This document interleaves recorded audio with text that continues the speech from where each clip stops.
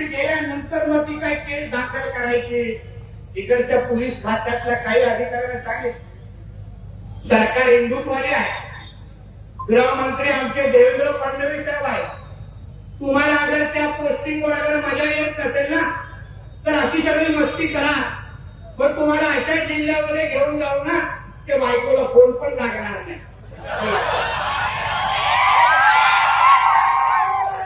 आमचा हिंदूंवर कोणी वापरा लागल्याने पाहिजे लक्षात ठेवा. कुठल्याही माझ्या भगिनींचा केस अगर पुढच्या वेळी अगर पोलीस स्टेशन मध्ये आला आणि ती पहिल्या अर्ध्या तासामध्ये अगर ती केस दाखल झाली नाही ना तर 3 तासात नितेश राणे तुमच्या पोलीस स्टेशन मध्ये येऊन धिंगाणा घालेल. हे लक्षात ठेवा, सोडणार नाही. हे कोणाला काही धमकी देत बसत नाही, पण शेवटी आमच्या अस्तित्वाचा प्रश्न आहे. आम्हाला मारला जात आहे. मी जेव्हा आता त्या घरामध्ये थांबलेलो एक लव जिहाद मध्ये 2021 मध्ये एक ज्या मुलगी त्याची गेली तर एक वडील माझ्यासमोर येऊन तिथे उभे राहिले.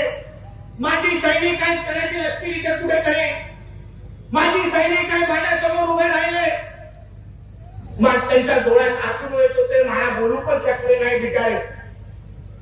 त्यांची मुलगी लव जिहाद मध्ये गेली आणि त्या बापाची जरा भावना समजून घ्या म्हणून पोलिसांना सांगेल हे अशा पद्धतीचे आसरू परत माझ्या इकडच्या कुठल्याही हिंदू त्या मुलीच्या वडिलांच्या डोळ्यातून आले तर त्याच्यापेक्षा दुप्पट आसरू तुमच्यातून डोळ्यातून काढण्याची गॅरंटी मी इथे तुम्हाला देऊन जा.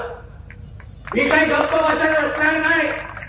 आमचं काय फक्त निवेदनापुरता मी काय माणूस नाही आणि ही भाषा मला येत पण नाही निवेदनात. आपला डायरेक्ट कार्यक्रम मी काय इकडे तिकडे बघणार नाही. जिथे जातो ना तयारीमध्ये जातो म्हणून कोण मला वाटायलाच येत नाही. त्यांनाही माहिती आहे नितेश राणेचा ताफा अडवला तर परत शुक्रवारी घुंगण पण वरती येणार नाही.